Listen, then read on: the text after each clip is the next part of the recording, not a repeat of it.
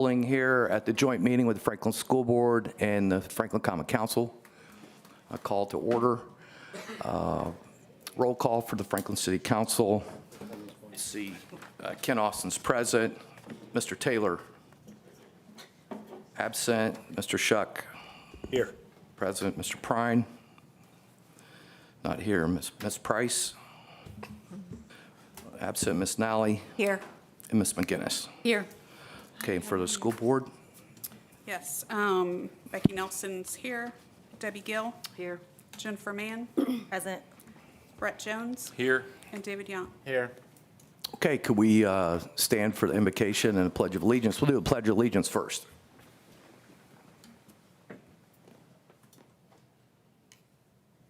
Pledge allegiance to the flag of the United States of America and to the republic for which it stands, one nation, under God, indivisible, with liberty and justice for all. Mr. Shuck, would you like to give the invocation? Sure. I like surprises. Bow our heads, please. Dear Heavenly Father, we thank you for this evening that we get together with the Franklin School Corporation and their council, their board, and our council. We pray for both entities, and we just pray for our city, pray for good decisions, and we pray for the future of Franklin. In your name we pray. Amen. Amen. Consent agenda, I don't think we need to approve anything. Mayor, is that correct? We don't need to approve the consent agenda. No old business, new business is the Franklin Mayor's Youth Leadership Council update with President Mr. Ben Warland and Maddie Moore, the Vice President. Thank you very much. So, yep, I'm Ben Moreland, and this is, And I'm Marnie Moore. we're here representing FMYLC, just to give you all kind of a recap of what happened last year and kind of show you kind of what we're handling with right now. So, Next slide, please.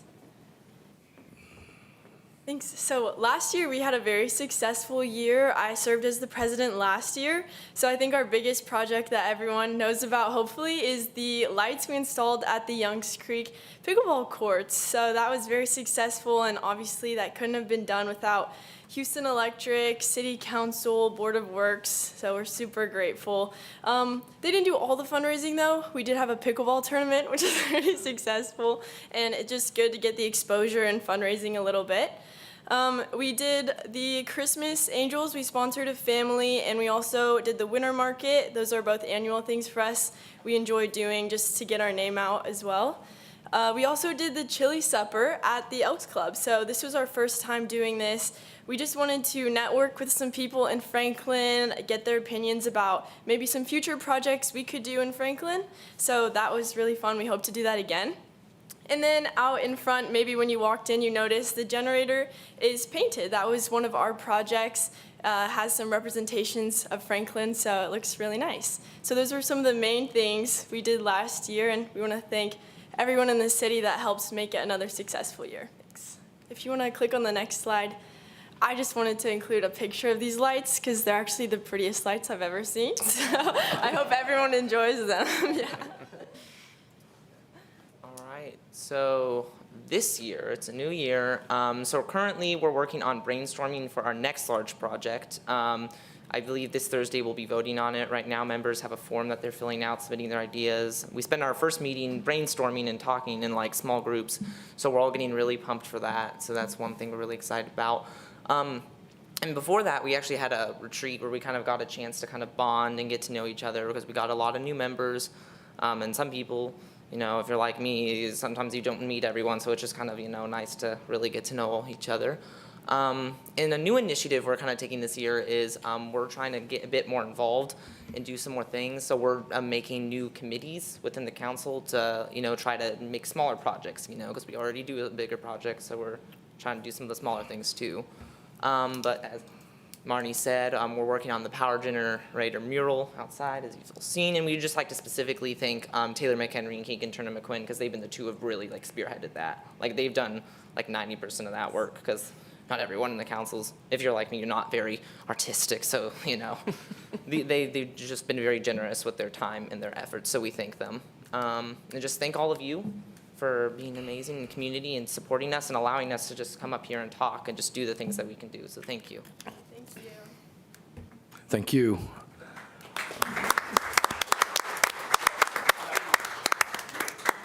Up next, Mr. Barnett, we got a project update. Okay, good evening, everyone. I want to thank the Mayor's Youth Council, President and Vice President. They just did a great job of presenting, and that's part of the role of getting on the Mayor's Youth Council is learning how government works and coming to these kind of meetings and being able to talk in front of people. So I'll try to be brief, and you can stop me anytime you want, but everybody knows I like to talk, so when you get tired of me, tell me to sit down.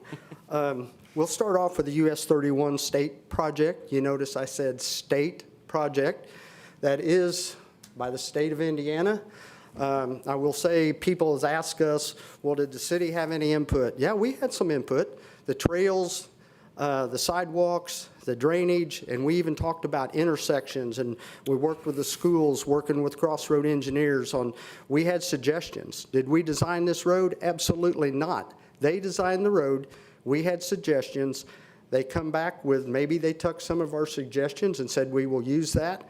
And then there were other times they come back and said, your suggestion is not lining up with our model, so we're going to stick with our original plan. So that is how that has went down today. They have closed Franklin Boulevard Road. They've closed that up, and they've opened up Ironwood. They've opened up Nineveh Road, and they've opened up South Main Street. Well, this is all temporary. What you see, they'll come out, and people's already talking about you got to go right, then come down and turn left. The lefts that you see there today is not the lefts that are going to be there. This is temporary till they get all the intersections open. And then at the end of the day, in November, when this is all done, I got faith that people are going to see this and say, you know what, this is not bad. And it's going to be safer. It's going to be more pedestrian friendly. And I do support the project. I will say that. It's going to be a good project with the Ballard lighting and the trails, sidewalks, and the safety for the traffic flow. So I'll move on from 31 unless somebody has something else to ask. Feel free. Also, we had a $3.7 million this year in 2025 paving and crack sealing. Folks, that's a lot. I mean, we've never done that before. I feel good about that. We've also, Paul Hand Road reconstruction. Paul Hand Road is a $2.1 million road that Malarkey is paying $2 million for. Essex Drive, if you haven't been up by Malarkey or Essex lately, they've got the road built. That's a $3 million project that Malarkey, again, is paying for. So there's $5 million that a company is bringing to our community. Hurricane road improvements. We've talked about hurricane road improvements, and what you see is in that paving program where the paving has been done, and then in front of Winterfield paid to fix those road improvements there. The road improvements that is not there, and you can tell when you drive out of the Franklin and into the county, back into Franklin and out of the county. So we have done the road improvements for the city on the city part. The rest of it's up to the county. We will constantly be working with them on trying to upgrade their stuff. 2025 concrete street repair on far north Main Street. I bring that up because that's about a $300,000 project in the city that if we had bid that out, and our street department was able to do that for much, much less. So I'm proud of our street department. We got a great concrete crew. We had a sidewalk replacement contractor for Johnson Avenue. We're trying to lift those neighborhoods up a little bit that needed a lot of work. In that whole area, that whole end of town, we have repaved the alleys, we've paved the streets, and now we're working on sidewalks. So we're trying to bring that neighborhood back to life. Sidewalk replacement by the street department. Again, the street department put in new sidewalks down Hurricane Street. So they're doing an excellent job. And they're also fixing trip hazards. The street department to put in the 2 pedestrian crosswalks at Farm Girl and Iozos. And here's something else that we have started working with the council in the last 2 years on headstone repair. That's our cemetery, and there are folks that's been there 1900s, 1800s. Well, their families are gone, and somebody's got to help take care of that. We have fixed 330 headstones in the last 2 years and look to maybe try to do that again next year. We're also working on fixing roadways in the cemetery. Another big item this year, we have purchased 40 acres to expand Scott Park for youth sports. You'll be hearing, I hope to have in the next week or two, an initial design for that, and we hope to keep moving forward on that project.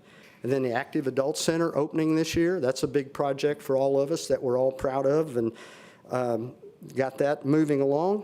The comprehensive plan. We've been talking about a comprehensive plan for a year and a half now. You can actually, there's been public meetings that you can get online, you can do surveys. There's a barcode right out here when you leave. If you haven't done that yet, please give your input. DPW expansion, $29.9 million. We already have a bid on that. There's a DPW West Side Interceptor, a sewer line to go on the west side of 31 to be able to add for more housing later, and to also take the pressure off of the US 31 interceptor, which is starting to get too much flows, too much work on it. And then we're going to also, as we grow as a city, DPW billing and an IT building. We currently have our IT department here, but we think we want to put them all at the same building that we're looking at building for that. And then one other thing for the infrastructure, Commerce Drive stoplight, and people probably have not heard about that one. As you went by today, you can see that Chick-fil-A site is moving forward, which that's a huge thing for us. We've all talked about for many years. There will be a stoplight, and this was in the plans for quite some time when Meyer was built. There was a stoplight in the plans at their entryway if the other property got developed. Well, that time is here, and we're working on getting that stoplight there. Forsyth Street, we're working with the county since the county took the bridges back. That bridge needs to be replaced on Forsyth Street. Innovation Park, Franklin College, they are still working on their plan and moving forward. Westview Trail, we submitted for a grant for Westview for trails. I think this is our third year that we submitted. Last year, we just barely missed it because we're getting more homes in that area that ranks us higher in the rating. So we're getting close to maybe getting a grant for that trail. Earlywood and Hurricane Roundabout, we also submitted for a grant. We missed that by 1 point last year. But we're working with the county on that. So it's the county and the city. It's actually the county's roadway. And we made a proposal to the county that if we can make this happen with the grant, we'll try to partner on that one. So that's the approach we're taking. And then our youth sports park, future project here. That is something that I feel like that we've done trails and we've done our amphitheater, we've done the Active Adult Center. Now it's time to get our youth sports park. So we're getting real serious about that. It's going to happen. It's just a matter of when. When I say when, we hope in the next couple of years, we hope to have that completed. That's my hope. Industrial, we got, again, Malarkey Roofing, 200 employees, $200 million investment. And I just seen their pay schedule. Last week we met. $27.50 is going to be their lowest pay per hour, is $27.50. So that's, I think our average wage in Johnson County is like $22.50, I believe. 3D Innovation on Linville Way.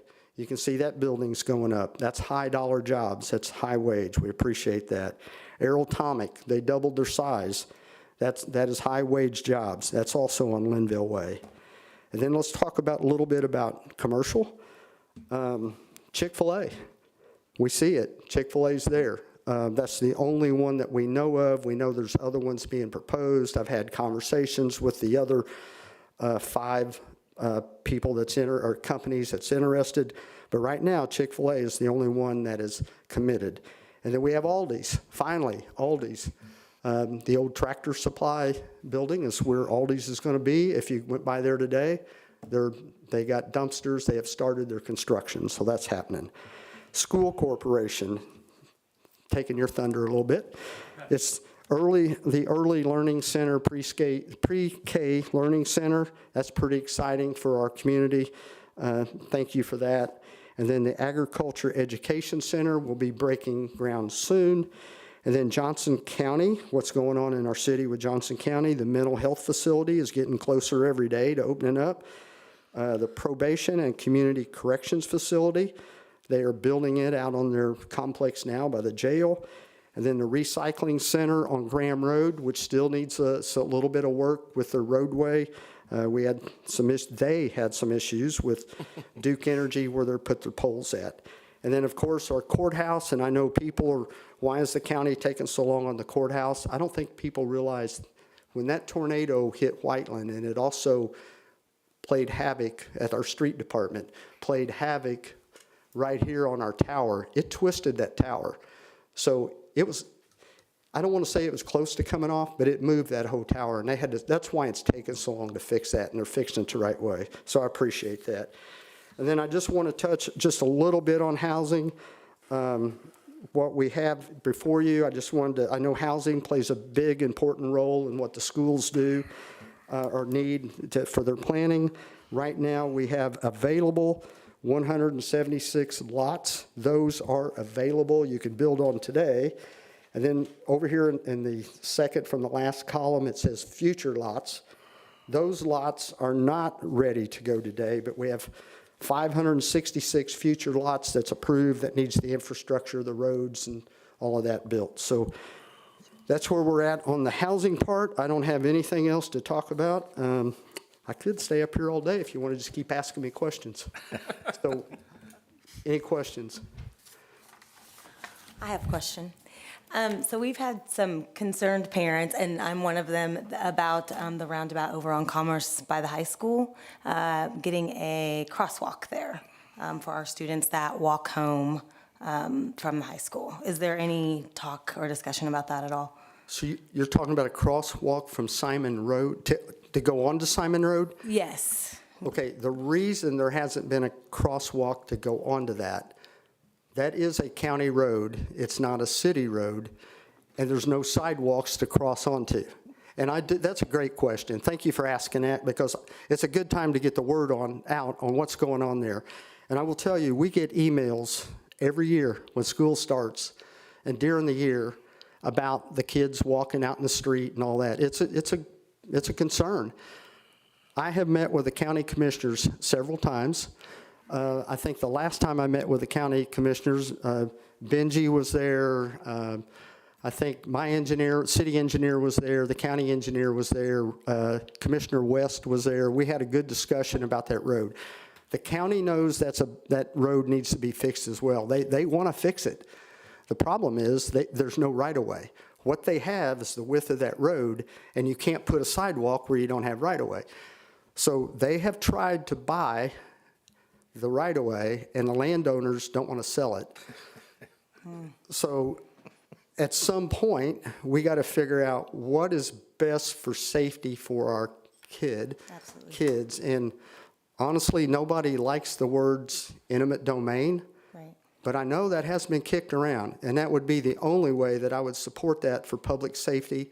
And I think this is one that needs to be supported. So if we can get the right-of-way, we as a city, we have told the commissioners, we will try to partner with you. And you notice I'm saying try because I got to get the money from the city council here. So I'm saying we'll try to partner with you to fix that to where it's all acceptable for our kids and for the cars. So that's a good question. I hope I answered it for you. You did. Is there any type of timeline at all on that, or? There isn't, but I do know that they are really serious about trying to do something with the road. But that's pretty tough when you start talking eminent domain. Yeah. People start flinching a little bit. So it's either that or it's going to be close the road. Yeah. I mean, and then in my opinion, and Benji, we had this discussion, when you go closing that road right there, then is it going to be more unsafe, because then you have the kids that are driving out of that neighborhood that usually take that back road.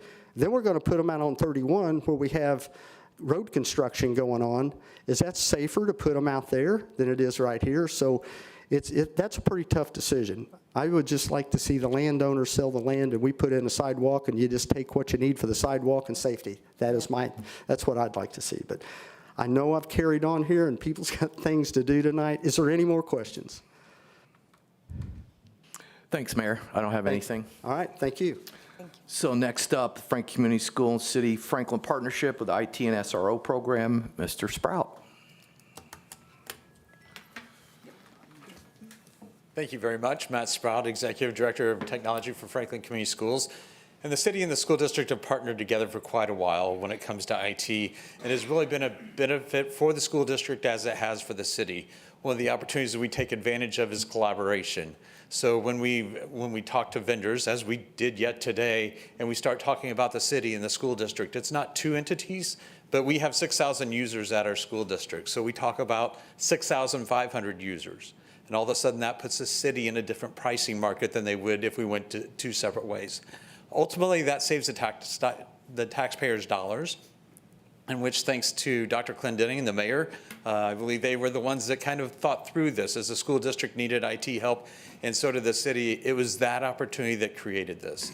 We've met with multiple vendors many times, and they're surprised at the collaboration and the benefit for our taxpayers, because obviously paying salaries and benefits is an expensive venture. And if we can partner together for that, it's definitely a benefit for our taxpayers. I'll defer to Dr. Clendenning on the SROs. Well, I'm going to start, and we're going to have Mr. Betts come up. First, I just want to say thank you to the city council and the mayor. Not many districts have 2 police officers that come every day and call that place their home to work.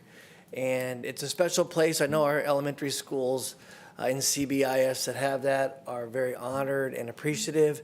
And I just want to say thank you. I know the board, we had an executive session recently talking about safety and all the different things. Because when parents send their kids to school, it's one thing that they expect is a safe place, a place where they know that if something happens, we're going to get immediate response. So I just want to say thank you to that. Mr. Betts does oversee the SRO program with Sheriff Cox.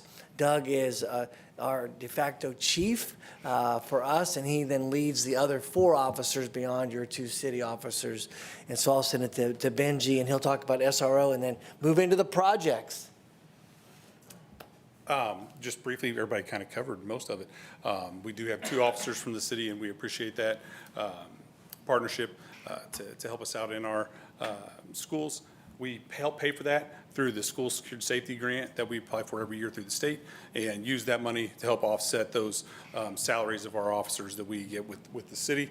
And we'll continue to do that as long as the state still provides that and allows us, and we still have the partnership there. But it's just invaluable to have those 2 officers with us every day in our school district. I didn't know I was going next, so I'm going to try and grab. Oh, that's right, Dr. Warland's up next. But we'll adjust. We can go on the fly. I really should just sit back down. I think you covered it pretty well, Steve. We're done. We brought some boards. Take a peek. No, we did bring some of the visioning boards from the architecture firm that we work with, Schmidt Architecture. And so if you want to take a peek at those, the pre-K, the Cub Academy ones have been around a little bit, so they got a few dents and things like that. And then the one in the middle is for the agricultural center at the high school. Our first project, and try to get you some pictures of the different things we're trying to do. The high school project, for this project, we are adding the agricultural center, the barn there, for the students in our ag and FFA programs. We'll also be upgrading turf to turf fields for baseball, softball, soccer, and we'll also be putting in a band turf field as well, so that they can practice on what they're going to be performing on when they go and do their performances. Everywhere they go, they perform on turf. It's just a lot different nowadays. So they'll have their own spot to do that as well. With storage for them, we're also adding storage for choir and the Performing Arts Center up closer to the building. And then a hitting barn for baseball and softball between the varsity fields for baseball and softball out in the athletic area on our high school campus. Cub Academy, just a picture of where we are now. I think that picture was last week, but you're starting to see steel go up. And right now, with everything we've talked about with our general contractor, we are on pace to be finished by next summer and have this ready for next school year. It's going along very, very well, and you can see things going every day. We're also in the process now of talking about the interiors with our designers and what's going to go in there for our children that will be going to this new building in our district. Some of these things, when you see these, it's like, these are the ones that aren't quite as much fun to see, but are very necessary. The high school roof is a big project. We're getting I think right about half of it redone right now. We tried to get as much as we could on the academic areas done over the summer. It's a tall task when you're doing all that shingle work, but if you drive by there, you'll see some areas that look a little more gray than black. Those are probably the new areas. If you notice that, not a lot of people look up and go, man, I can really tell that roofing's getting done. But it is being done to help us repair and replace about a 20-year-old roof right now. Think about it just like your home. When your roof gets about that old, you got to start doing some maintenance, and we're right about there right now in our district with some buildings. We took pictures of the high school. We also did a little over half of the middle school. It had been a little while on the rubberized roofs there, a lot easier to do with those flat rubber roofs than all the shingle. So Malarkey is our shingle company for this one, yep. So I was getting ready to ask the question. we Got actually a deal, I hope. And got a deal. We started before we knew they were coming to town.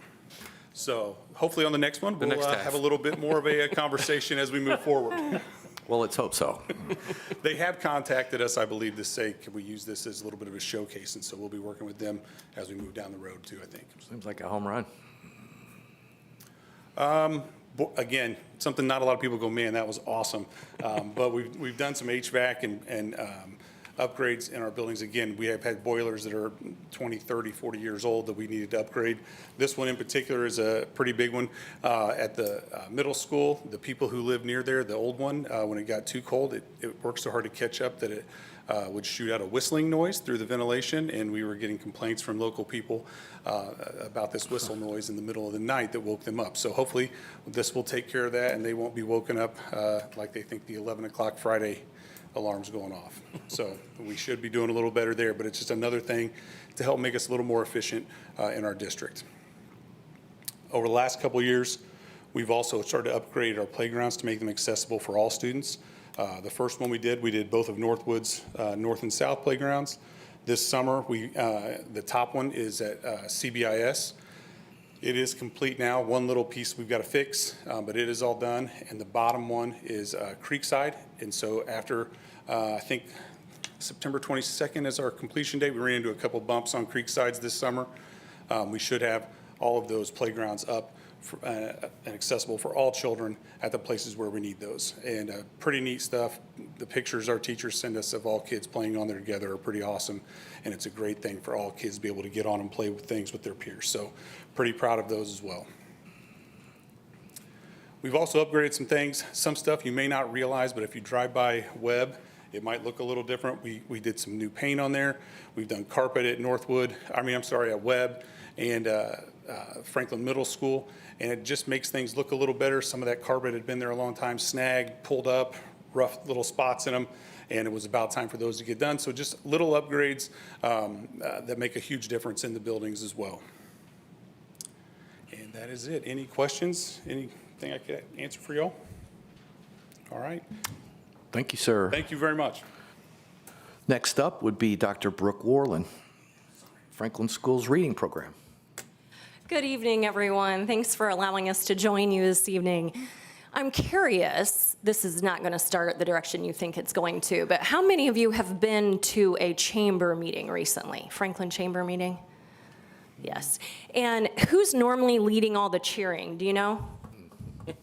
Chuck. So as we talk about learning, so we've talked about athletics, we've talked about operations and projects. As we talk about learning, we're going to celebrate with I Read 3. So Todd, you're in charge of like the yes or the woohoo, the clapping, the snapping, whatever. So follow Todd's lead. All right. We're going to talk about I Read 3. Okay. Show of hands. How many of you know what I Read 3 is? You've heard of us talk about it. It's all over the state. Okay, so I'm not going to spend a lot of time on it. It's our literacy assessment in the state of Indiana, and it determines who we retain now in third grade. So the new law went into effect this last school year. So the state's goal, 95% by 2027. Our goal this past year was 86%. We hit 90.2. So for this school year, our goal was 90%. We've already blown that out of the water, right? So we're going to try for the 95 a year ahead of schedule. Numbers, here we go. State average, 87.3%. So that means 87.3% of third graders in the state of Indiana passed iRead by the end of third grade, okay? That was a state increase of 4.8%. That's awesome. The more kids we have reading, the more opportunities they have, and I think we all know that. The district ended up at 90.2, which was a 6.4% increase from the prior year. So yes, woohoo! Yes, thank you, thanks, Sean. You can then also see the scores from our 5 elementary schools here in Franklin Schools, or our state averages at the end of the year. This year, we're celebrating One District, Many Stories. You may have heard us talk about that theme for the year, and part of the reason for that is we're trying to promote literacy everywhere. At home, with all of you, we just want kids to read. So part of this story is that for the district, our average continues to outpace the state, which is awesome. Union Elementary had 100% passing for the second year in a row, and all of the second graders have already passed. So next year at this time, you're gonna hear me say 3, and then we're gonna just keep going. We experienced growth in 3 of our elementary schools. Keep in mind, one of those was 100% to 100%, so that's really 4. You can't do better than 100, right? And our district average is better than last year. We just continue to do better, and that's what we want to see. And why? We're working really, really hard. Our kids are working really hard, our teachers are working really hard, our interventionists are working really hard, our admin team. We've partnered with Marian University. Many of you probably know that for the last 2 years. That opportunity ended. It expired at the end of last school year. So we maintained our literacy coaches. So thank you to the board. Thank you for Dr. Clendenning. Thank you to Tina. Thank you for all the creative minds that allowed us to make that happen for our teachers. We've committed for the next 2 years to keep them in those roles, to deliver professional development. Many of them are working one-on-one with struggling readers, and they're working one-on-one with classroom teachers to continue to improve our literacy initiatives. RTI is response to intervention. Basically, it's ensuring we meet the kids where they are, making sure every individual learner, we know where you are because we have the data, and we're gonna meet you there, and we're gonna grow you from that point forward. That's what we spend a lot of time doing, looking at data, analyzing data, and meeting every individual learner in our buildings. I'm happy to answer any questions. Thank you for the cheering. You all did a fabulous job. But when you see our teachers and our kids, congratulate them because this is really exciting. Thank you.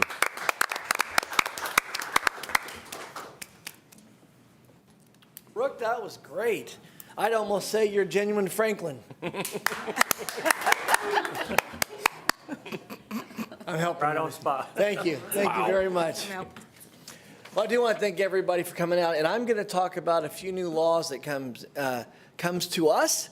We had over 24 come to us last year in the state of Indiana after General Assembly met. I'm sure you all had very similar experience. I know one that I'm going to talk about also impacted you all a little bit. But before we get there, I want to go back to Benji's presentation for just a second. A lot of the questions we get on the projects are, why are you doing so many things right now? And how did you pay for them? Well, if you go back to 2009 when I arrived, that's also the same time Circuit Breaker came on board with Governor Daniels. We had to defer maintenance on many things over many years. We've lost over $50 million, or we've not been able to attain $50 million based on circuit breaker impact.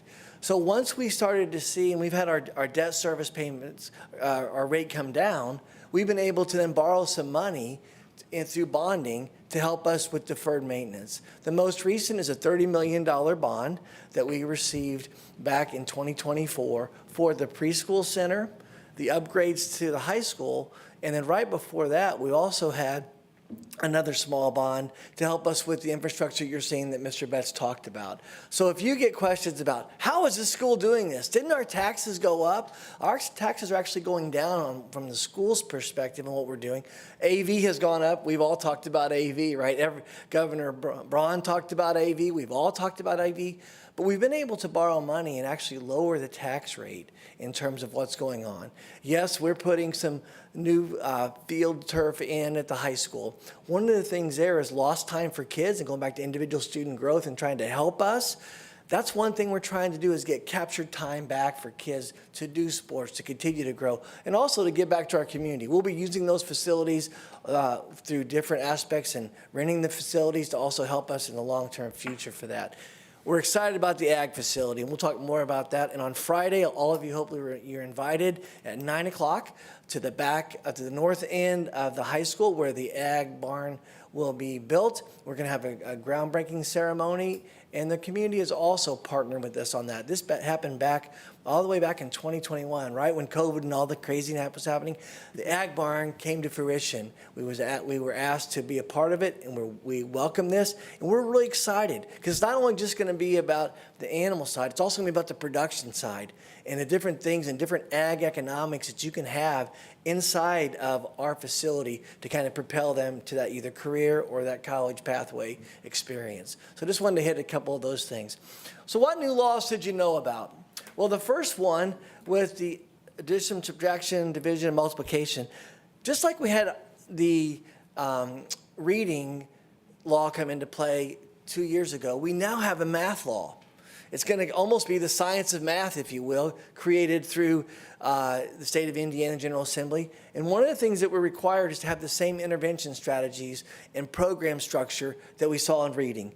Listen, the pressure worked to help reading scores. If anybody would have told us 2 years ago, we're going to get, 86% of the state of Indiana and 90%, everybody said, no way. The threat of, everybody being retained, not retained, you know what? That created a huge partnership for everybody, and it worked. We're going to see the same thing in math. So that law goes into effect this year. The other thing that happened in math for acceleration, if you scored above proficient on the iLearn test, not the iRead, but the iLearn test, you got bumped up to the next level of math. And the only way for us to not have you go up was mom and dad say, no, I don't really want to go do that. We did have several students do that. We transitioned that into part of our high ability program. So those students were accelerated up with Dr. Hayden reviewing the data, and we were able to see that. That's a good thing. We're going to see numeracy come alive, I think, just like we saw literacy. The green hands-on dollars, one of the things Brooke talked about was literacy. We are now required to pay teachers that have a literacy endorsement a higher salary based on this collective bargaining. So we're getting ready to do that. And so from now on, if you have your literacy endorsement, you will receive a higher base salary based on that endorsement. Once again, that's a state law that I think is a good thing. That doesn't also preclude anyone from stopping to get the literacy endorsement. If you are a chemistry teacher at the high school, you can do the exact same thing and get a literacy endorsement as we continue to focus on what we think is really important, and that is making sure our kids can read. How about kids coming to school? That would be a good idea, right? I think for all of us, we saw COVID really take an impact down on kids not coming to school. And we saw a lot of different reasons why. Well, the state said, we got to get kids to come to school. So one of the things that they did, they've asked us to really kind of ratchet up the pressure to get kids to come to school. We've worked with the local authorities. When the kids receive, I think it's 15 absences unexcused, they get to participate with a hearing officer to kind of work on a strategy. In our school system, we now have, you only get 5 excused absences now before we start having impact on you. Now, if parents have arranged other things, they still can have those. You can have prearranged absences. The state law, for example, requires us to release kids to go to the state fair. And that doesn't impact on those 5 absences, but it's 5 per semester. We want kids to be in attendance, and it's a really important part. In order to learn, you got to be there. The best teachers to teach you are sitting in our buildings. Yes, we have a virtual school, and we love that. We have right now 104 kids enrolled in that. But if you want a great learning experience, come to Franklin Schools. The teachers are superstars, and we're going to make sure that our kids come there and are aware of that and continue to work with moms and dads. SCA 1, you guys have heard about that great bill, right? There's going to be a few changes that happen with SCA 1. For the local homeowner, they're going to see a reduction in their property tax. We're also going to see several other things. I think as Mr. Jones talks sometimes, it's a 400-page bill that has a lot of stuff in there, right? You know what? I think we're going to be able to figure some things out with this, with SCA 1, but I do want people to understand we will see some changes. One of the things that we've already started is the mayor and I and Mr. Jones, wearing his hat from the city, have met and talked a little about what can we do to continue with the partnerships. We heard about an IT, but what are some other options that we could come together on? Because we're both going to be impacted.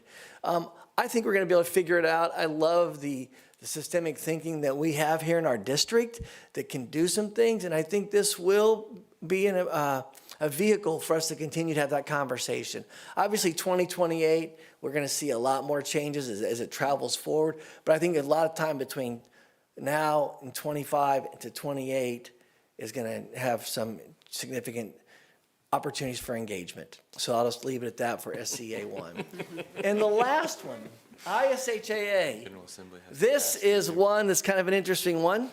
You can now transfer to any school in the state of Indiana for an athletic reason. It used to be the law said you could not do that. That was specifically written into the law. You cannot transfer to a school for an athletic reason. That is no longer true. So if Ann wants to go play with Irene on the same tennis team and their parents say yes, you can go do it. The schools cannot say no. You think, well, why would they do that? That's a really good question. A couple of things that come into play and why they changed this law. ISHA struggled on trying to determine what was a valid reason to transfer. If you looked at the data, it was like, why did this kid get no eligibility loss, and why did this kid not get to play in a varsity sport? And there were a lot of lawsuits that was created around that, so they've removed that. I also think that we're probably going to start seeing a different structure with regard to dollars coming into the ISHA and to sports. You've heard about NIL at the collegiate level. I think you're going to see NIL in the future of high school sports. Wow. If you look to Georgia and I think it's Texas, they already have NIL for high school athletes. So that wasn't written into the law. That's Dr. Clendenning hypothesizing what could happen. But we know that sports is a big ticket. It's a reason why kids transfer right now. And now this law just creates a pathway for that to happen if they want it to happen. So those are some of the laws that are impacting us as we think about what's this school year look like. I love our journey. I love our admin team and the principals that sit around and try to figure out how do we make the best for our school district. And I do think we have a very good school district. The mayor talks about the growth in the community and the different homes. We had IU study, and it's about a half a kid for every new home that you're seeing come to us. So if we're going to continue to grow and continue to provide opportunities, we know that that's what that's going to look like. By creating the preschool academy and different things, that's going to be our growth. We're going to free up classroom space in the elementaries. Our middle school, intermediate school, and high school have room to grow. We won't have to add to them. We may have to modify some things, but we have room to grow as we continue to grow for Franklin. And I do want to say, continue to put those bike paths in. They're a great thing. I think it's a good way to get kids to school safely, but also it's just a great culture of life and a way to impact our quality of life as well. So thank you for listening, allowing us to be a part. Before I get off the mic, I do want to thank one other person. Tina Gross is here. Tina has decided that in May, I can't believe this, but in May, she's going to say goodbye to us. She is going to retire at the end of this school year. And so this will be her last joint city council meeting. So I just want to publicly thank her for her years of CFO in our district.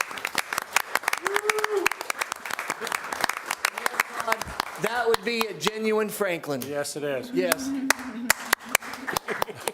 Thank you very much for allowing this meeting to take place tonight, and that's all I have. Thank you, Dr. Clendenning. See anyone else? I don't have anything for other business. Got announcements and public comments. Got any public announcements? Anyone? Mr. Young, have anything? No. Okay, no public comments. Need a motion to adjourn. So moved. Second. All in favor, say aye. Aye. Aye. Thank you. Thank you. That was all necessary, but whatever.